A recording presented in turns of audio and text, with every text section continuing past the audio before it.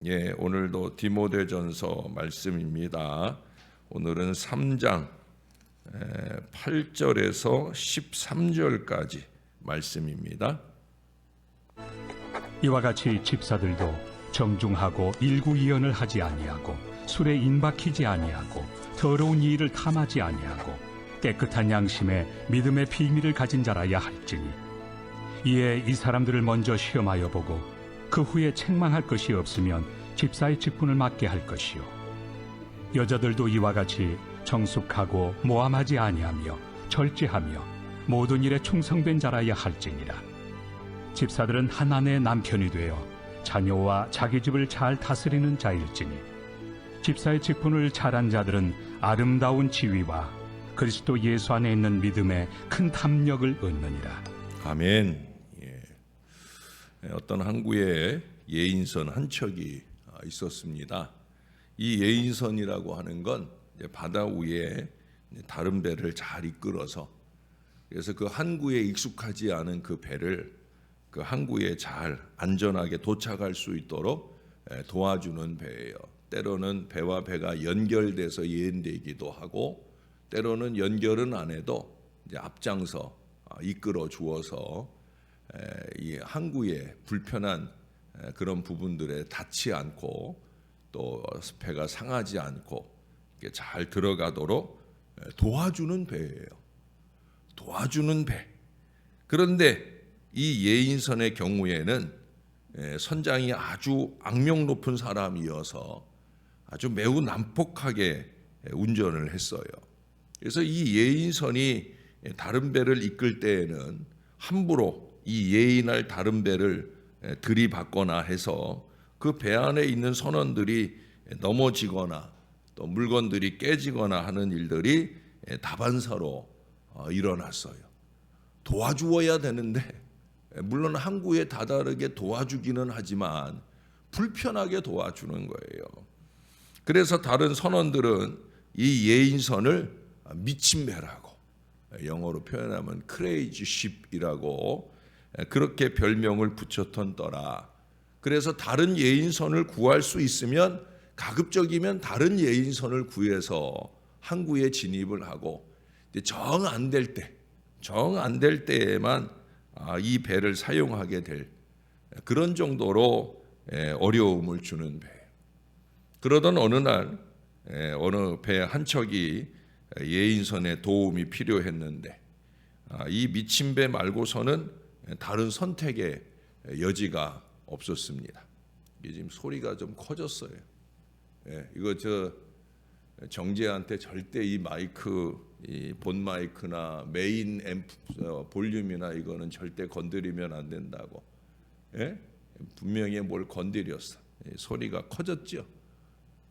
여러분들은 잘 모르나? 제가 느낄 때는 이걸 매일 쓰니까 저는 금방 알아요. 소리가 달라졌어요. 좀 듣기가 불편해도 제가 그래서 가능하면 지금 소리를 안 키우고 말하고 있는데, 여러분들 중에 조는 분이 있으면 또 소리가 커질 거예요. 농담이고요. 그러던 어느 날이었어요. 배 한 척이 예인선을 구하는데 다른 배가 없는 거예요. 그래서 어쩔 수 없이 이 미친 배, 선택의 여지가 없이 이 배의 도움을 얻게 되었습니다. 걱정하면서 이 예인선의 도움을 받게 되는데, 근데 예전과는 달리 아주 부드럽게 다가오고 아주 매너 있게, 전에 아주 매너 없이 배를 접선했던 것하고는 완전히 다르게 이 배를 잘 운전해서 이끌어 주더라는 거예요. 그래서 배 안에 있던 접시나 유리컵 등이 하나도 깨지지 않은 상태에서 아주 안전하고 편안하게 항구에 도착을 하게 되었습니다. 그리고 이 예인선의 안내를 받던 배의 선장이 좀 놀라지 않았겠어요?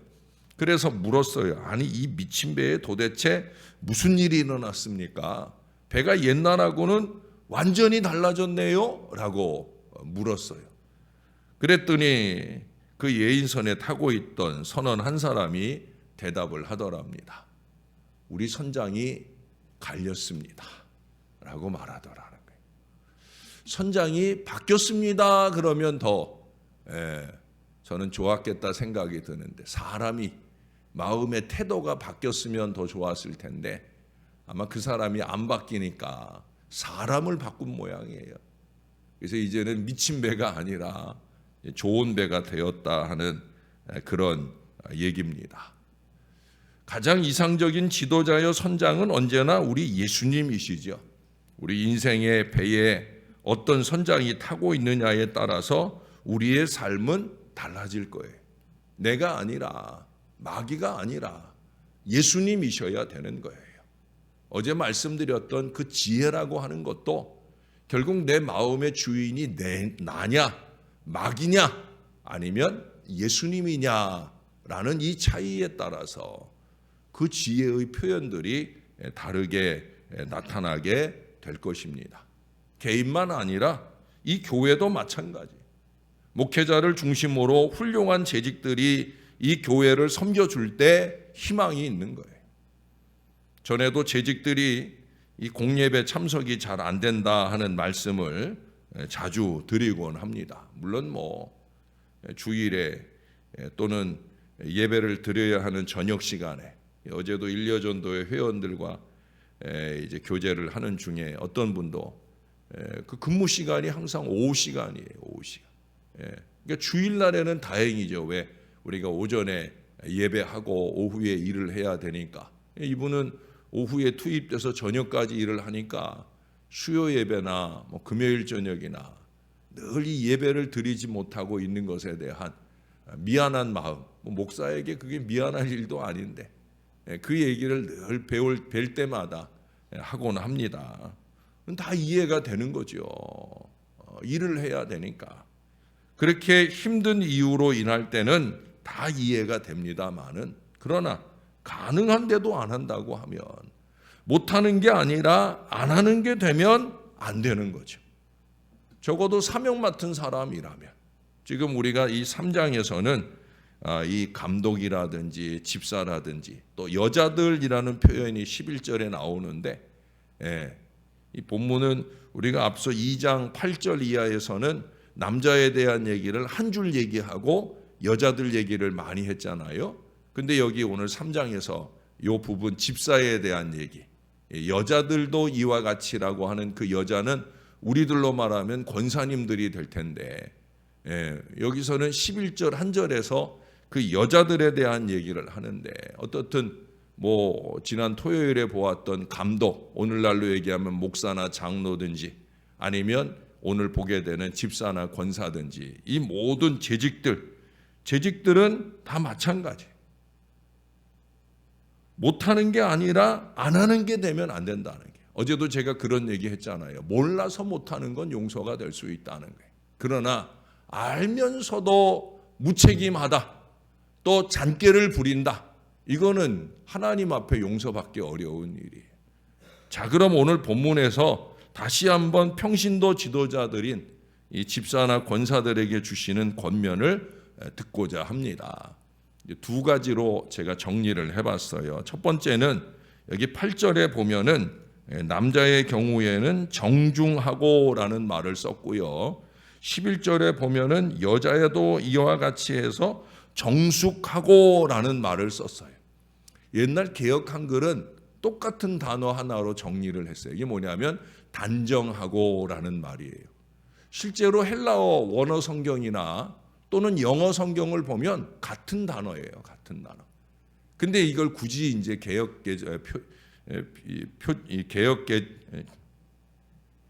개정으로 번역을 하면서 남자는 남자한테 맞는 정중이라는 표현을 쓰고 여자는 여자에게 맞는 정숙이라는 표현을 썼어요. 좀 이따 얘기 한 번 더 할게요. 저는 이 말씀을 준비하면서 어떻게 하면 이 귀한 재직의 기준을 간결하게 요약할 수 있을까 고민을 했습니다. 근데 본문을 자세히 읽어보니까 대표성을 띠는 단말이 바로 이 말이에요. 단정하고 정중, 정숙이라고 달리 표현하고 있지만 결국 단정하고라는 한 말이에요. 근데 단정하고라고 하면 우리가 외향적인, 다시 말해서 흐트러지지 않고 깔끔한 외양을 볼 가능성이 있어서 아마 단어를 바꾼 것 같아요. 그렇잖아요. 우리가 단정하고 그러면 마음가짐이 아니라 외양. 저는 늘 단정한 편이죠. 그렇지 않아요? 제 머리는 항상 단정하잖아요. 전에 양평동교회 김경호 목사님 오셔서 우리 목사님은 김명준 목사님은 항상 이 가름말을 일정하게, 저는 항상 단정한 편이잖아요. 그러니까 우리가 단정하다 그러면 외양을 볼 가능성이 많다 보니까 이걸 번역하면서 남자의 경우에는 정중하고 여자의 경우에는 정숙하고 라는 표현을 썼어요. 사실은 단정하다라는 말은 그 다음에 얘기하는, 거기 뭐라고, 그 단정하다는 범주 안에 일구이연하지 않거나 술에 임박이지 않는 것, 그리고 더러운 일을 탐하지 않는 것이 다 포함될 수 있는 말이에요. 그게 정중하다라는 말이에요. 그래도 좀 섭섭해서 만족스러운 생각이 아니라서 저는 그럴 때 이제 영어 성경도 보고 원어 성경도 보고, 뭐 언어를 잘해서가 아니라 사전을 갖고 보더라도 좀 더 잘 표현하고 있는가. 근데 영어 성경에 보니까 저의 생각을 도와주는 표현이 거기 나오더라고요. Be worthy of respect. 그게 뭐냐면 존경받을 만하다. 그게 바로 단정하다, 정중하다, 정숙하다는 말이에요. 차라리 그렇게 번역을 해놓는 게 더 낫지 않을까. 남자는 존경, 집사들도 존경받을 만하고, 바로 그 말이에요. 제가 무릎을 탁 쳤어요. 그러면 다 되지 않습니까? 아, 남자, 집사는 존경받을 만하고, 다시 말해서 우리가 앞서 감독의 경우처럼 매사에 모범이 된다. 바로 그 얘기인 거예요. 여자 집사들도, 우리로 말하면 권사님들도 마찬가지. 여자 집사의 기준에도 꼭 빠지지 않는 단어가 뭐라고요? 정숙하다, 단정하다 하는 이 말이에요. 그 다음에 이어지는 모함하지 않고 절제하고 모든 일에 충성돼야 한다는 것도 그 안에 다 포함이 되는 거예요. 왜? 존경받을 만하다. 이 모든 것도 요약하면 정숙하다. 여자로서 시기나 질투하기 쉬우니까, 그러니까 모함하기가 쉽다는 거예요. 그러면 안 된다는 거죠. 그건 존경받을 만하지 않잖아요. 그렇잖아요, 여러분. 누가 자꾸 모함을 해요. 사람을 만나면 자꾸 말을 하는데, 아이고 목사님이 뭐 이러고, 아이고 장로님이 이러고, 그런 모함을 하는 것, 그건 존경받을 만한 게 아니에요. 그 다음에 말하는 절제도 마찬가지. 모든 일에 절제가 필요한데 그 중에서 이 절제에서 가장 필요한 절제가 뭐예요? 여자들의 경우 말 안 해도 알죠? 말의 절제. 여러분, 성령의 9가지 열매, 사랑이랑 화평, 인내, 양선, 자비, 충성, 온유, 마지막이 뭐예요? 절제. 그래서 제가 늘 얘기하잖아요. 절제의 보자기로 이 열매를 잘 쌓아야, 그래야 그 열매들이 아름다운 거지. 이게 중구난방으로 막 쏟아져 나오면 아무리 좋은 것도 절제가 안 되면 의미가 없는 거예요. 특히 우리 여자분들, 죄송하지만 이 말, 이게 자꾸 말하고 싶어서 견딜 수 없는 분들을 많이 보는데 이게 조심해야 돼. 그 다음에 충성이라고 하는 것도 마찬가지. 그러므로 이 역시도 한마디로 요약하면 존경받을 만한 것, 바로 그거예요. 사실 집사가, 권사가 얼마나 중요합니까? 그리고 보다 중요한 일을 감당했던 감독은 더 말할 필요가 있겠습니까? 그들에게 주신 기준, 존경받을 만하게 이 모습을 확보하여 우리 하나님 보시기에 끝내주는 그런 재직들이 우리가 되었으면 좋겠습니다. 목사를 포함해서 드리는 말씀이에요. 저나 여러분이 참 존경받을 만하게 언행 심사를 잘 보여주는 예배의 자세에서나 헌신의 자세에서나 참 존경받을 만하다. 그런 사람들이 되어야 되는 거예요. 그러기 위해서는 여러분, 사도행전 6장의 초대교회는 집사의 기준을 성령과 지혜, 성령과 믿음이 충만하다고 말씀을 했잖아요. 그리고 그 중에는 빌립이나 스테반 같은 유명한 전도자나 순교자도 나왔습니다.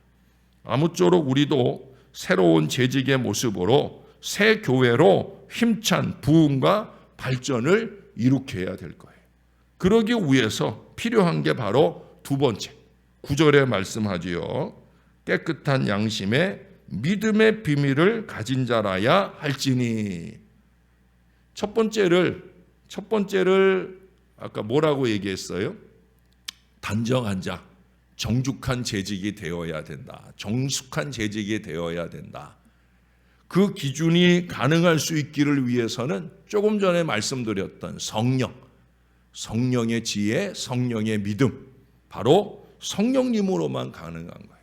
여기 말하고 있는 믿음의 비밀을 가졌다라고 하는 게 바로 성령 충만한 거예요.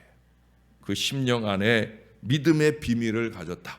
하나님과 나누는 깊은 교제와 동행, 동역, 이것이 우리 재직을 힘있게 하고 생각과 말과 행동에 있어 깊이 있게 하고 존경받을 만하게 하는 거예요. 믿음의 비밀, 하나님과의 교제의 비밀, 이것을 위해서 우리 재직들은 더욱더 깊은 신앙생활에 들어가야 되는 거예요. 겉핥기 신앙을 하면 안 돼요. 예? 오늘날 교회들이 계속 문제나 어려움을 보게 되는 이유는 재직들이 겉핥기 신앙생활을 한단 말이에요. 겉모양 신앙생활을 한단 말이에요. 신용과 모양의 신앙생활을 한단 말이에요. 그게 아니에요. 좀 깊이, 더욱더 깊은 기도 생활과 말씀 연구에 들어가야 된다는 거예요. 이제까지는 아무리 경건했어도 존경받을 만했다고 할지라도 내일의 내 모습까지 책임져 주실 우리 하나님께 나를 날마다 내어 맡기는 바로 그 신앙생활을 해야 된다는 거예요. 여러분, 누구나 날마다 완전할 수 없어요. 부족한 종도 마찬가지예요. 그래서 우리는 날마다 무릎 꿇는 거예요. 나를 좀 맡아주세요. 책임져 주세요. 하나님을 의지하여 성령 충만하지 못하면은요, 그것은 꽃 기운 꽃꽂이꽃. 여러분, 꽃꽂이꽃이 보기에 아름다워도 그 며칠이잖아요. 며칠. 2주, 3주 가기 어려워요. 며칠 아름답고 끝나는 거예요. 그런 재직은 의미가 없는 거예요. 그저 몇 번 보기에 좋은 그 신용으로는 의미가 없는 거예요. 조화 같은 꽃, 여러분, 조화가 아름답지만 향기가 없잖아요. 사람으로 따지면 아름다워 보이지만 존경받을 만한 모범이 없다. 그거는 의미가 없는 거예요. 그래서 필요한 게 뭐다? 성령 충만이다. 예? 목회자나 중직자들이나 성령 충만을 사모하고 기도하여 꼭 받을 수 있도록 노력해야 됩니다. 날마다 성령 충만한 그런 예배 생활, 신앙 생활, 이게 이어져야 된다는 거예요. 게으름이 충만하고 나태함이 충만하고 악독함이 충만한, 여러분, 그거는 건강한 신앙 생활도 아니고 공동체를 건강하게 할 수도 없어요.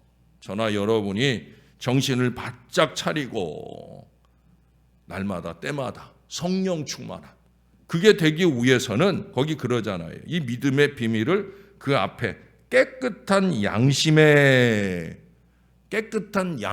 그릇에 이 믿음의 비밀을 담은 사람이라고 말씀하고 있어요. 성화된 양심을 말하는 거예요. 본래 우리가 가졌던 양심은 화인 맞은 양심이잖아요. 아무리 자극을 가하고 새롭게 하고자 애를 써도 무디어져서 감각이 없는 양심. 여러분, 안타깝게도 교회 안에 그런 사람들이 너무나 많아. 너무 무디어져서 이 양심이. 그래서 강단에서 목사가 아무리 열과 성을 다해서 하나님의 말씀을 전해도 넌 말해라. 나는 내 마음대로 산다. 예? 오늘 듣기 싫은 말씀을 들으면 내일은 주님 앞에 나오지 않고 말씀 앞에 서지 않는 그런 사람들이 오늘날 얼마나 많은지 몰라요. 왜? 화인 맞아서. 우리 1장에서 봤잖아요. 거기 믿음과 착한 양심에 대한 얘기를 들었잖아요. 이 양심을 버렸고 그 믿음에 관하여는 파선하였다. 이 양심을 버렸다는 게 뭐예요? 양심이 화인을 맞았다는 거예요. 사단에게 사로잡혔다는 거예요. 그래서 아무리 하나님의 말씀이 전해져도 그게 마음에 와닿지 않는 거예요. 여러분, 그것은 예수 믿기 전의 양심이에요. 그것이 우리의 양심이었기 때문에. 여러분, 오늘날 공직자들이나 이런 사람들 보세요. 예?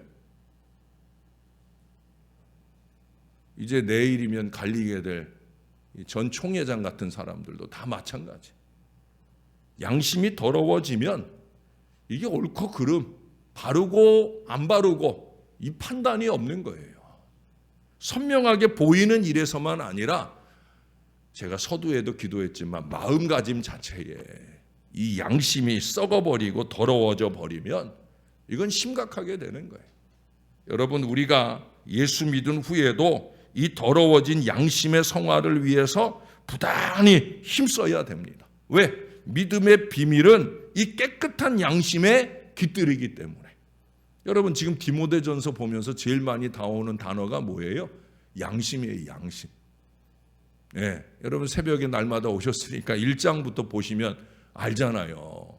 처음에 뭐 얘기했어요? 선한 양심을 얘기했고, 좀 전에 읽었던 착한 양심도 얘기하고, 그리고 지금 뭐라 그래요?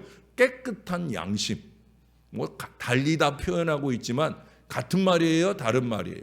같은 말이에요. 근데 왜 자꾸 이 말을 쓸까? 중요하다는 거죠. 그만큼 양심이 중요하다는 거예요. 깨끗하고 선하고 착한 양심, 그것은 가정에서도 마찬가지. 가정에서도 모범이 되어지는 것은 거기 12절에 얘기하잖아요. 집사들은 한 아내의 남편이 되어 자녀와 자기 집을 잘 다스리는 자. 이것도 역시 마찬가지. 양심적인 좋은 남편, 좋은 부모가 되어야 되는 거예요. 부부 생활과 자녀다운 모습이 풍성하고 부부 생활과 자녀 교육에 있어서도 깨끗한 양심과 믿음의 비밀이 필수적인 거예요. 하나님의 자녀다운 모습이 풍성하고 철저히 나타날 때 멋진 남편, 멋진 아내, 멋진 부모로 살게 되어질 거예요. 혹여 자녀들의 마음에 나는 결혼하고 싶지 않다 하는 마음이 들었어도 그 부모들의 사는 삶의 모양, 신앙의 모양을 보면 결혼에 대한 열망이 생기고 행복한 가정을 세워가고 싶은 마음들이 생길 수 있는 은혜가, 그 은혜가 필요하지 않겠습니까? 이 귀한 모범이 과연 재직의 자격이 되어지는 거예요. 진실되고 성령 충만하여 재직의 직분을 잘 감당하여 아름다운 지위, 13절에 하는 말씀이 그거예요. 아름다운 지위, 교회 안에서는 더욱더 중요한 자리. 여러분, 이건 그저 자리를 차지하고 있는 걸 말하는 지위를 말하는 건 아니라는 거 아시겠죠? 조금 전에 말씀드렸던 그 모든 모습들을 잘 갖춘 그런 지위, 그 지위와 믿음의 큰 담력을 얻어서 승리하는 재직, 열매 맺는 재직, 저와 여러분이 다 그와 같은 믿음의 재직들이 되어서 주님의 이 제단이 하나님 앞에서 점점 더 보기 좋아지는 은혜로운 교회가 꼭 될 수 있기를 우리의 구주 되시는 예수님의 이름으로 간절히 축원합니다. 우리 하나님 고맙습니다. 좀 긴 말씀을 나눴습니다. 그만큼 중요한 말씀입니다. 하나님 앞에 바로 선 믿음의 목회자, 믿음의 중직자들이 교회를 채우고 있으면 그런 교회가 부흥하지 않을 수 없는 걸 우리는 잘 압니다. 초대교회의 재직들이 세워질 때 성령과 믿음, 성령과 지혜가 충만한 그 재직들로 통하여 초대교회가 심각한 고난과 핍박 속에서도 놀라운 부흥의 역사, 복음의 확장의 역사를 이루었던 걸 우리가 잘 압니다. 가장 아름다운 재직으로서의 으뜸 모범이었던 바울을 통해 오늘 우리들에게도 교훈하여 주시니 감사를 드립니다. 내가 이 제단에서 맡은 바 사명, 그 사명을 제대로 잘 감당하고 있는 사람이 맞는지, 정말로 온 교회가 존경할 만한, 모범이 될 만한 그런 신앙의 모습으로 하나님 앞에 서 있는 재직이 맞는지, 하나님 늘 스스로를 하나님과의 깊은 교제 속에서 돌아보게 도와 주시옵소서. 게으르지도 말고 나태하지도 말고 일구이연하지도 말고 더러운 이익을 탐하지도 말고 깨끗한 양심의 믿음의 비밀을 가진 자답게 그렇게 하나님의 일들을 감당하는 하나님의 사람들이 되게 하여 주옵소서. 언제나 하나님께만 영광되기를 소원하는 그 간절한 마음을 가지고 신용이나 흉내가 아니라 마음의 진정성을 가진 그 깨끗한 양심으로 하나님을 잘 섬겨서 우리 뒤를 따라오는 믿음의 후배들, 우리 뒤를 따라오는 우리 믿음의 자식들이 하나님 보시기에 우리보다 더 좋은 하나님의 일꾼으로 우뚝우뚝 세워지는 은혜가 가정들마다 넘치게 도와주시고 교회 안에 충만하도록 주님이 도와주시옵소서. 오직 하나님께만 큰 영광 올려드리는 모든 중직자들로 이 교회를 무장시켜 주셔서 교회가 더욱더 힘있는 능력 있는 재단이 되고 하나님께 영광 돌릴 만한 부흥의 큰 역사를 열어가는 우리 교회 되게 도와 주시옵소서. 오늘도 가정적으로 중요한 일을 결정해야 되는 가정이 있습니다. 오늘도 원거리 여정을 나가야 되는 자녀들도 있습니다. 이 모든 사람들의 앞길을 지켜 인도해 주시고 그 마음 중심에 주님이 함께 하셔서 어렵지 않은 삶의 여정이 될 수 있도록 주님이 함께 하여 주옵소서. 지금도 투병 중에 있는 모든 자녀들 강력한 하나님의 손길 얹어 주셔서 깨끗하게 그 머리도 그 가슴도 그 등짝도 그 무릎도 주님의 은혜로 회복 치유되는 역사가 임하게 은혜 베풀어 주시옵소서.